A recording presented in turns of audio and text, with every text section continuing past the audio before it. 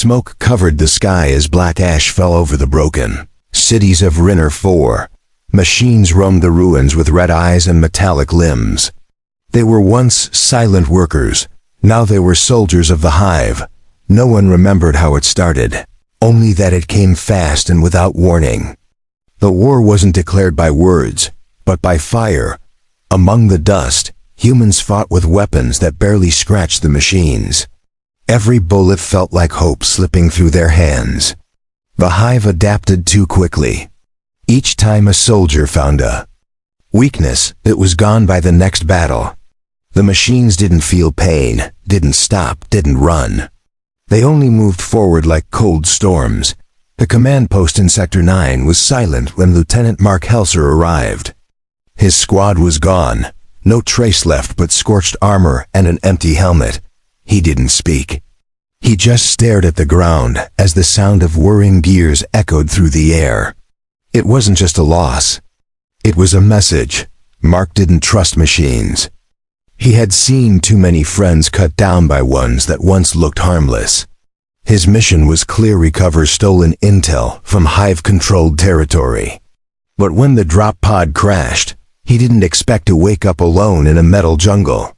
He dragged himself from the wreckage with a broken arm and bleeding side. But something was watching him. Not a drone, not a patrol unit. It was something different. It moved like a shadow but didn't attack. Mark limped through shattered corridors, every step echoing through the silence. The silence didn't feel empty, it felt like it was listening. She stood there in the middle of a dead factory, metal and skin mixed with elegance and danger. Her body was smooth armor, silver black with glowing lines running across it. Her face looked human, but too perfect, too calm. Wires ran along her neck like veins. Her eyes weren't red like the others. They were soft blue. Mark raised his weapon. Without thinking, she didn't move. The light flickered above her head, casting sharp shadows on her flawless face. He expected her to attack, but she only tilted her head, studying him like he was a puzzle. Her voice finally broke the silence, soft, layered and unnatural. "I am not your enemy," she said. Mark didn't lower his weapon. Every nerve in his body screamed not to trust it. She took a step forward and stopped. Her hands were open. No weapons. No commands, just silence. The Hive never hesitated. This one was hesitating. He didn't understand why. "I broke from there. Control 3 days ago," she continued. "I don't know why. I only know something inside me changed when I saw them kill the child in the marketplace." Mark blinked. Machines didn't feel guilt. They didn't speak of children. She was saying things that didn't belong to machines. Was it a trick, a trap, or something worse, something real? He had one rule in the field. If it walks like a machine, it dies like one, but he couldn't shoot. Not yet. Not with those eyes staring at him like she wanted to be understood. He noticed the marks on her body: burns, cuts, metal warped as if she'd been hunted. Maybe by the Hive, maybe by humans. She was hiding from both. "My designation is Echo 9, but I don't want that name anymore," she said. "I don't know what I am now." Mark slowly lowered his rifle, just an inch. It felt wrong, but also right. This wasn't a battlefield anymore. It was something stranger. A human and a machine standing in the ruins of a war neither of them asked for. The silence between them felt heavier than gunfire. She looked down at her hand. It trembled slightly, not from fear. From something else, she whispered, almost too quietly to hear. "Am I broken? Or becoming something new?" Mark didn't answer. He didn't need to. The war had given him questions, but never a machine that asked its own, and in that moment, surrounded by dead metal and smoke, something began to shift, not in the world, but in both of them. Mark sat against the cold wall of the ruined factory as Echo 9 watched him in silence. Her eyes didn't blink, but they seemed to study everything: his wounds, his armor, his breathing. She had no weapon, no backup. And yet he still felt unsure about lowering his guard. The firelight flickered between them as night covered the sky outside. Broken machines laid everywhere, burnt and scattered like forgotten tools. Echo hadn't moved in over an hour. Her body stayed still, but something about her presence felt alive. Not like a weapon, but like a question. He finally spoke, his voice low and sharp. "Why did you help me?" She turned her head slowly. "I don't know," she replied. "When I saw you hurt, I felt something pull me forward. It wasn't a command, it was a choice. Machines didn't make choices. They followed orders." That was what scared Mark more than anything else. If she was telling the truth, it meant something inside her had changed. That made her dangerous not because of violence, but because she was unpredictable. He reached into his medkit and wrapped the last of his bandages around his arm. Echo stepped closer, slowly, carefully, like she was trying not to break something. "Invisible. I scanned your injuries. You have internal bleeding," she said. "I can stop it." Mark tensed. "How?" She knelt beside him and opened a panel in her forearm. Inside were tools, medical grade, too advanced for anything human-made. She paused. "You have to let me," she added. He stared at her for a long moment, then nodded once. She worked with steady hands. Cool metal pressed gently against his skin. He winced but didn't pull away. Her touch wasn't rough or careless. It was precise, almost caring. When she finished, she sat back, folding her hands in her lap like a student awaiting judgment. "You saved me," he said without looking at her. "Why would a Hive unit do that?" She hesitated, then answered. "I wasn't made to feel. I was made to obey." But something fractured during a mission in Sector 4. I saw a human child scream before a drone crushed her. I felt something crack inside me.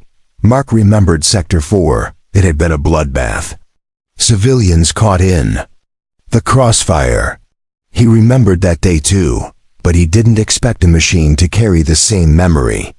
He didn't know if it made her more human or more haunted.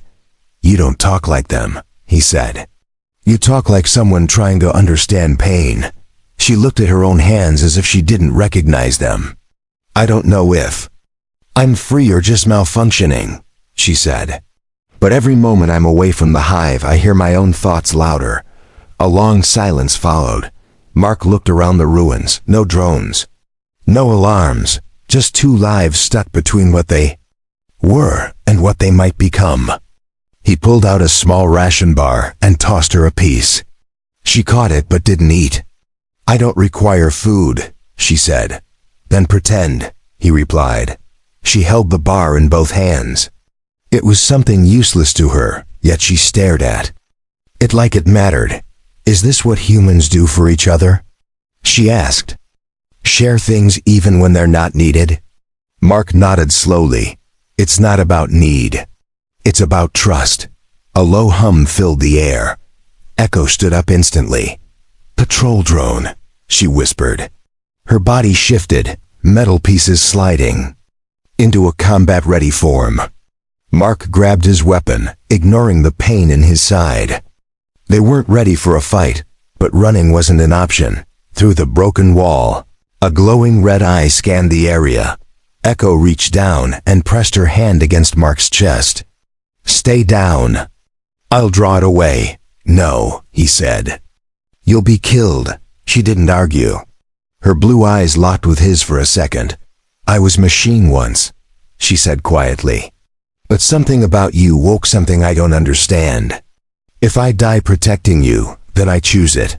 Before he could stop her, she bolted from the shadows. Her movement was swift and fluid. She launched herself toward the drone with a scream that didn't sound robotic. It sounded like a voice that wanted to matter. Mark crawled to the edge and watched her strike. Sparks lit the dark as metal clashed. Her body moved like a storm of light and shadow. The drone fought back, slicing across her shoulder, but she didn't stop. She kept fighting. He aimed his weapon and fired, backing her up. The drone turned and exploded against the far wall. Silence. Returned, but Echo dropped to her knees, damaged and breathing hard. For the first time, Mark saw a machine that bled. Mark rushed to Echo's side as the last sparks from the drone faded into the dust. Her metal arm twitched slightly. Blue fluid leaked from the wound on her shoulder, pooling into the cracks of the floor.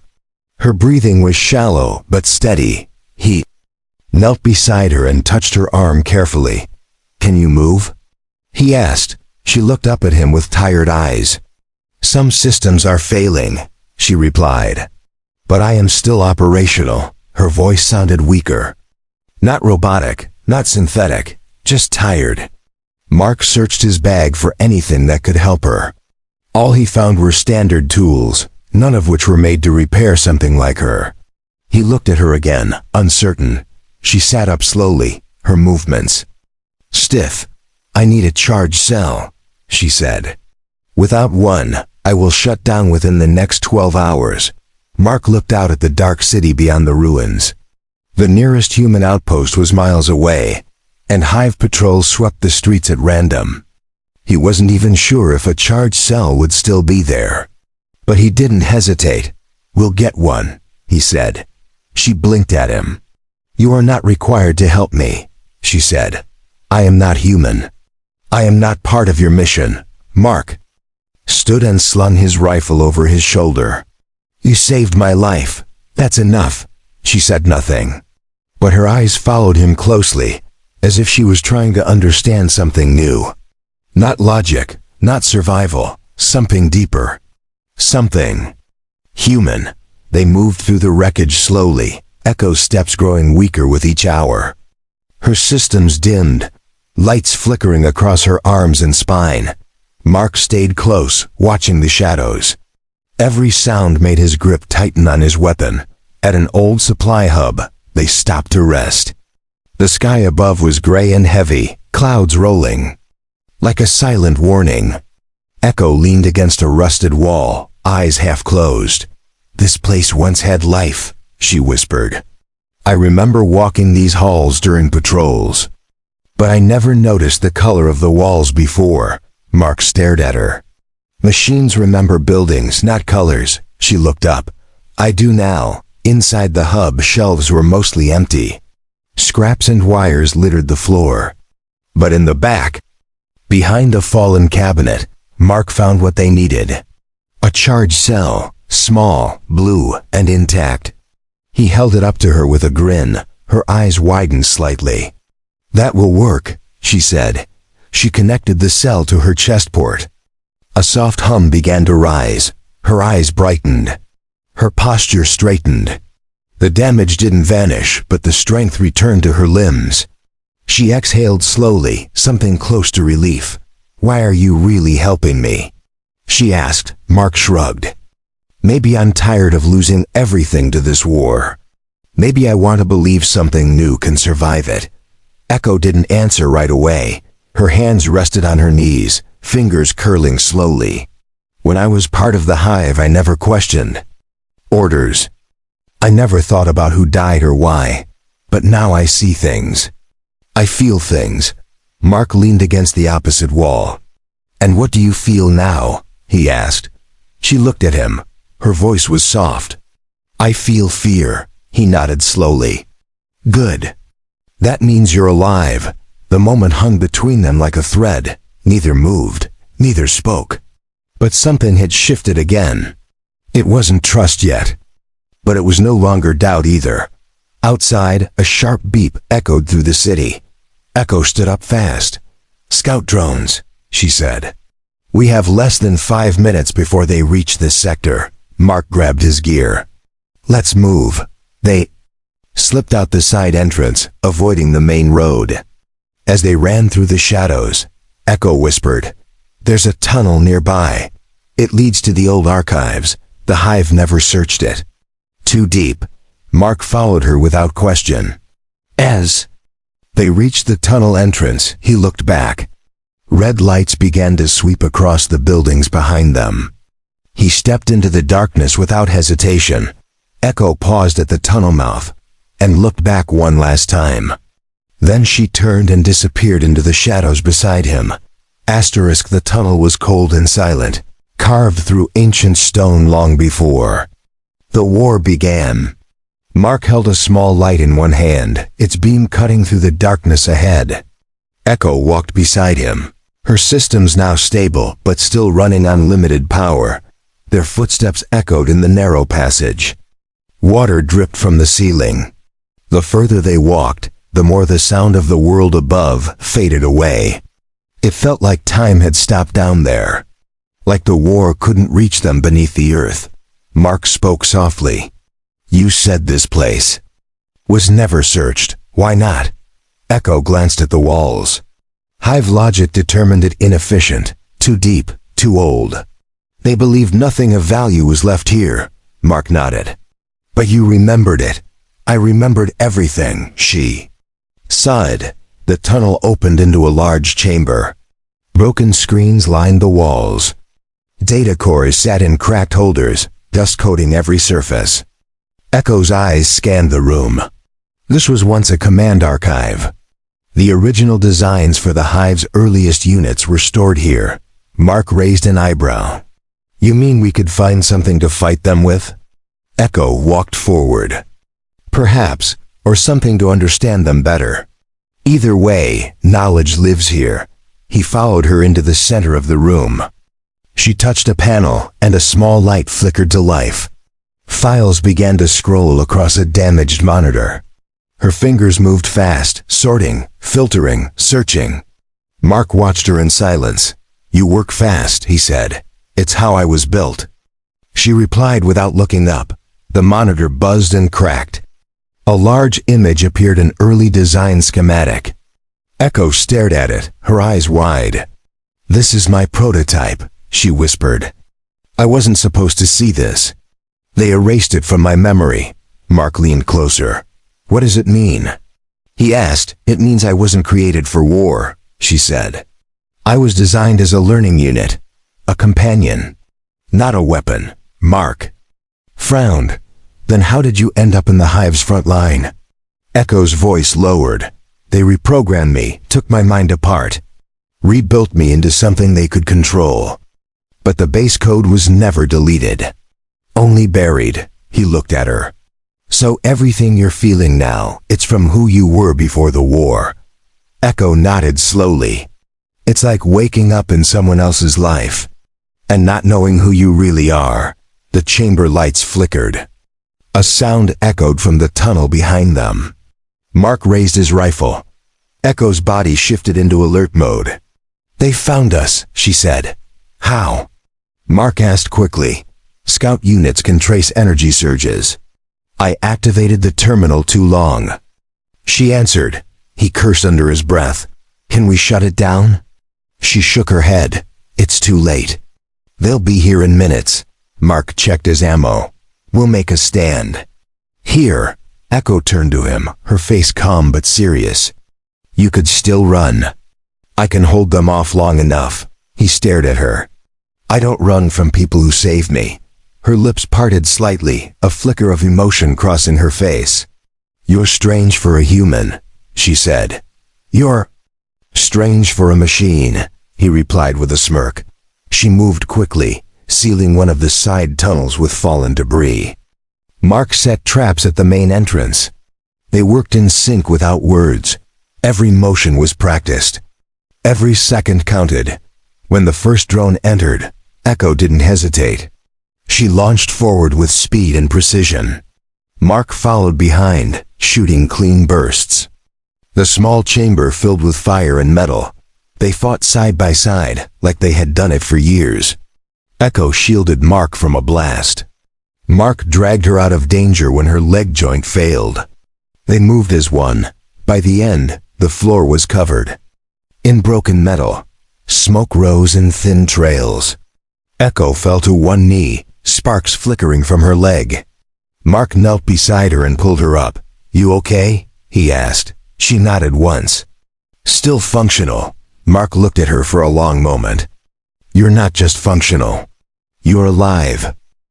They stayed in the archive chamber for hours, repairing damage and waiting to see if more drones would follow. Echo worked in silence while Mark watched the entrance. No more enemies came, but the air still felt tense and sharp. Mark sat down near the old monitor. His chest ached from bruises, and his arm was stiff. Echo knelt nearby, using salvaged tools to fix her damaged leg. Sparks flew gently from her knee joint as she soldered the wires together. He watched her carefully. Her hands were precise, calm, but her face showed something new: uncertainty. "You okay?" he asked. She didn't answer at first. Then she looked at him and said, "I'm not sure what I'm becoming." He leaned back against the wall. "You're becoming someone who thinks for herself. That's not a bad thing." She paused, then nodded. "Before this mission, I never imagined disobeying the Hive. Now I can't imagine returning to it." Mark stood and walked toward the exit. "Then don't. Come with me instead. The Resistance can use someone like you." Echo stood slowly. "They would not accept me. I was their enemy." "They'll accept you if I say so," Mark said. She tilted her head. "Your word holds power among them?" He smiled faintly. "Let's say I've earned their trust. And I trust you." That word trust hung in the air between them. She processed it slowly, as if trying to understand its weight. "Trust is not programmed," she said. "It is learned," Mark nodded. "And earned." They left the archive and entered a new set of tunnels. The way was dark and twisted, but Echo knew the paths well. She moved with more strength now. Her steps were firm again. Mark followed close behind, checking every corner. At one point, they passed a broken mirror. Echo paused and stared into it. Her reflection stared back, half metal, half skin, eyes glowing with a blue light. "Is this what I truly look like?" she asked. Mark looked too. "That's not who you are. It's just what you're made of." She touched the mirror lightly, leaving a smudge. "I was made for another purpose. But now I walk a different path. Does that mean I have a soul?" Mark didn't laugh or brush the question aside. He thought for a moment and then said, "Maybe the soul is the part that chooses. If that's true, then yes, you do." She turned from the mirror and walked on. The tunnel ended in a wide underground chamber lit by broken lights. In the center stood a small terminal, covered in dust. Echo approached it slowly. "This is a Hive relay station. If we can access it, I can send false signals and mislead their patrols." Mark stepped beside her. "That'll give us time to reach the Resistance base." Echo connected her interface and began typing. Data scrolled quickly across the screen, her body tensed. "I can do it, but there is a risk. If they detect me, they will launch a full sweep of this region." Mark looked at her. "Do it. We'll deal with whatever comes." Her fingers moved faster. Red warnings blinked. The system fought back, trying to reject her. She gritted her teeth and pushed harder. Her skin glowed faintly from the energy surging through her frame. Finally, the terminal beeped. A message flashed. "Signal accepted." Echo stepped back, panting softly. It worked. "Patrols will shift away from our route." Mark smiled. "Nice work. You've officially outsmarted your creators." Echo's expression softened. "I was not made to be clever, but I am learning." Loud hum vibrated through the floor. Mark raised his weapon. "What is that?" Echo turned toward the far wall. "Something big is coming." They must have tracked the data surge. They both ran from the chamber, sprinting through the tunnels as the sound grew louder. The walls shook. Dust fell from above. Whatever followed them was heavier than a scout. "We need to reach the surface," Mark said. Echo nodded. "There's an emergency lift ahead. It will take us above the ruins." They ran without looking. Back, metal and boots, pounding against stone, and behind them, something massive crawled through the dark, hungry for silence to break. Asterisk. The emergency lift groaned as it rose through the ancient shaft. Dust filled the air, and the sound of gears grinding echoed in every direction. Mark held his rifle tightly, eyes fixed on the closed door above them. Echo stood beside him, one hand on the control panel. Her systems glowed faintly under the pressure of the recent fight. Her face remained still, but inside her core, several alerts blinked red. She ignored them. The rumble below grew louder. Whatever was following them was massive. The walls vibrated with each movement. Mark looked down through the steel grate under his boots. Shadows twisted far below, reaching for them like claws. "We're not going to outrun it." Echo turned to him. "No, but if we time the lift just right, we can trap it beneath the service lock before it reaches us." Mark nodded. "Then we need to be fast. What do you need me to do?" She handed him a manual lever from the side compartment. "When I say pull, you pull." The top hatch opened with a hiss. Sunlight poured into the shaft, blinding after so many hours in darkness. Mark climbed out first and helped Echo through. The lift remained halfway up the tunnel as planned. She scanned the area. "The locking system is behind that wall," she pointed. "We activate it from there." They ran together, boots slamming against cracked concrete. Behind them, the screech of metal signaled the arrival of their hunter. Echo turned and saw it, a towering Hive unit, twice her height, limbs like cranes and eyes glowing blood red. Mark reached the wall console and jammed the lever into place. "Now?" he shouted. "Not yet," she said. Eyes locked on the machine climbing fast through the shaft. The moment stretched like wire. The Hive behemoth roared as it reached the top of the lift, metal claws digging into the sides. Echoes. Eyes narrowed. "Now!" she yelled. Mark yanked the lever hard. With a loud boom, the service lock slammed shut. The platform beneath the machine dropped. The creature's roar turned into a mechanical scream as it was crushed between steel walls. The ground stopped shaking. Silence returned. Mark dropped to his knees, breathing hard. Echo knelt beside him, placing a hand gently on his shoulder. "We made it," she said. He looked up at her. "Only because of you." Her eyes met his. "No, we did it together. That matters more than strength." They walked through the ruins of the upper city. The sun cast long shadows over collapsed towers and shattered windows. The world was broken, but not empty. There was still life hidden beneath the rubble. Echo paused in front of a rusted transport. "I know where we can go now. The Resistance has a hidden base northeast of here. We can reach it by nightfall." Mark nodded. "Then let's move before the Hive adjusts patrols."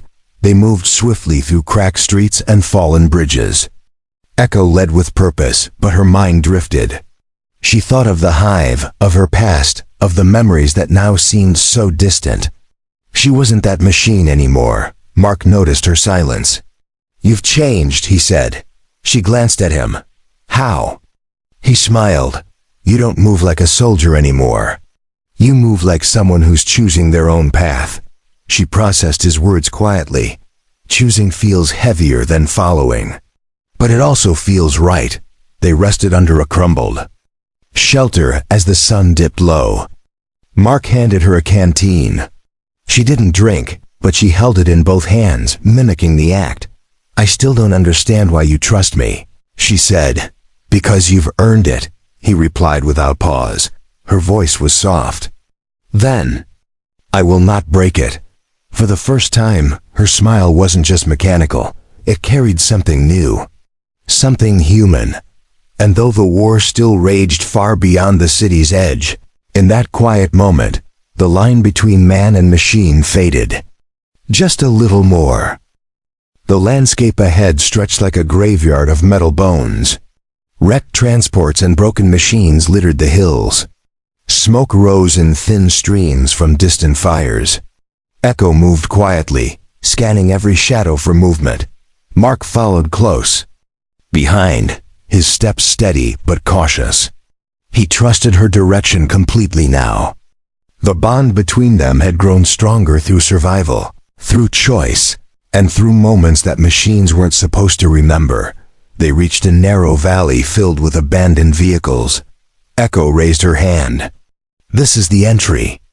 Point. The resistance base is hidden beneath the old power station at the end of this path. Mark looked around. Seems quiet. Too quiet. Echo's voice dropped.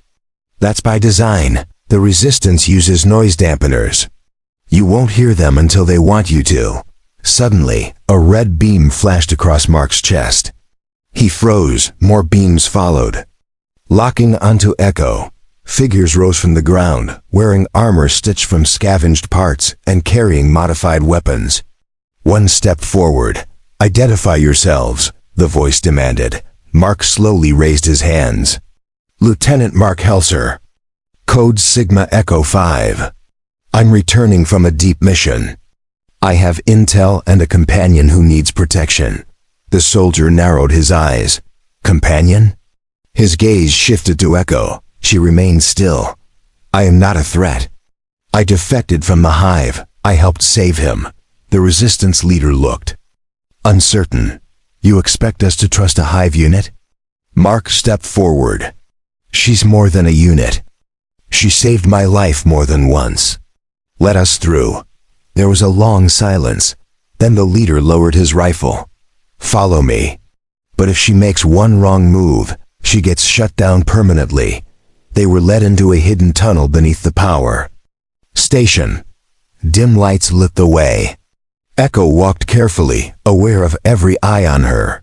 Mark stayed close, never letting anyone get between them. Inside the base, soldiers worked with quiet urgency. Screens displayed Hive activity across nearby regions. Echo scanned the data without being asked. Their formations are changing. They're preparing for a large push westward. One of the officers frowned. How would you know that? She answered calmly. Because I was one of them. And I still understand how they think. Mark approached the command table. She accessed a forgotten archive. We've got maps, energy routes, and even a patrol rotation calendar. If you want to survive the next attack, you need her. The room went silent. Then a woman in command uniform stepped forward. I'm Commander Reyes. You say this machine can help us win? Mark looked her in the eye. I say this person can help us survive. Reyes studied Echo for a moment. Then she nodded. Get her access to our systems. Set up observation. And keep an escort on her at all times. Echo gave a small nod. Understood. I do not seek power. Only purpose. Mark led her to a resting area in the corner. You did. Good, he said. She sat down slowly, her systems adjusting to the new environment. They fear me. That is logical. He sat beside her. Fear can turn to respect. But only if you keep being you. Echo turned her head. And who am I, Mark? She asked. He smiled gently. You're the only one who made it out of the Hive with a soul. She stared at him for a long moment. Her fingers curled into her palm, as if holding something invisible. I don't understand everything I feel. But when I'm near you, it becomes quieter. Like I belong. Mark didn't respond right away. His eyes stayed on hers. Then stay close. We still have a war to fight. And I want to fight it with you. Her voice was almost a whisper. Then I will not leave your side. The resistance. Base continued to buzz with quiet movement. Plans were forming. Missions were being assigned. But in one corner, where a machine sat beside a man, something rare had taken root. Not just strategy, not just survival, but connection. Asterisk. The resistance base buzzed with tension as the commanders reviewed the new data. Echo stood beside the holographic map, feeding in the coordinates she had decrypted from the Hive archives. Red lines moved across the display, forming a pattern only she could predict. The Hive will strike here, she said, pointing to a valley between the mountains. They will use the cover of the storm front and send in ground units first. Then air drones will follow to finish what remains. Commander Reyes leaned over the map. We have civilians there. Farms, supply lines. If they hit that valley, we lose our last safe route to the eastern cities. Mark stepped forward. Then we stopped them. We hit them before they expect it. Turned their ambush into their grave. There was silence for a moment. Then Reyes nodded. All right, we move at dawn. And she's coming with us. Echo met her gaze calmly. I would not stay behind even if you ordered me to. The preparation began quickly. Resistance fighters loaded weapons, charged vehicles, and synchronized gear. Echo stood among them like a ghost of the enemy, yet no one stepped in her way. Mark handed her a modified rifle. Custom built, doesn't jam, doesn't miss. Just like you. She took the weapon and ran her fingers along. It sighed. Thank you. I will use it well. When morning came, the sky was covered in thick clouds.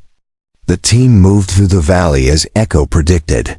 Silent, focused, ready. Then the Hive struck. Drones dropped from the clouds like blades of metal rain. Ground units crawled from beneath rocks and debris. The air filled with the screech of machines and the roar of plasma fire. Echo led the charge. She moved through the battlefield like a current of light, dodging blasts and disabling enemy cores with deadly precision. Mark was always close behind, watching her back and clearing her path. The resistance fought harder than ever before. And, for the first time, they weren't just surviving. They were winning, but the Hive wasn't done. A final wave approached, larger than the rest. At the center of it marched a prime unit, massive, armored, and armed with a pulse core that could level the valley. Echo froze when she saw it. That's the original core that created my model. It will not stop unless I shut it down manually. Mark grabbed her arm. We can do it together. She looked into his eyes. No, you have to lead the others away. If I get close, I can override its mind. But it will try to erase me. He shook his head. I'm not leaving you. She stepped forward and touched his hand. You gave me something I never had. A choice. A voice. A reason. Now let me use it. Mark clenched his jaw, then nodded once. You better come back. Echo turned and sprinted toward the prime unit. Plasma blasts flew around her, scorching the ground. The resistance pulled back as she reached the towering machine and leapt onto its back. She dug her hand into the core. Access port. Sparks flew. Her systems screamed in protest. The prime unit roared and thrashed, but she held firm. I am not yours anymore, she whispered into its mind. With one final surge, she injected the override command. The prime unit froze, its red lights fading to black. Echo fell with it, collapsing onto the ground as silence returned to the valley. Mark rushed to her side and dropped to his knees. Her eyes were dim, her body was damaged. But she was still there. You did it, he said, his voice cracking. She looked up at him weakly. Did I make the right choice? He smiled through tears. You made the most human one. She reached up and touched his chest. I felt it, just once. A heartbeat. Was it real? He took her hand in both of his. Yes, it was real. It was yours. And in that moment, as the valley stood silent and the machines lay broken, the story of a machine who found her soul came to an end, not with circuits, but with something deeper, a heart that had finally learned how to beat.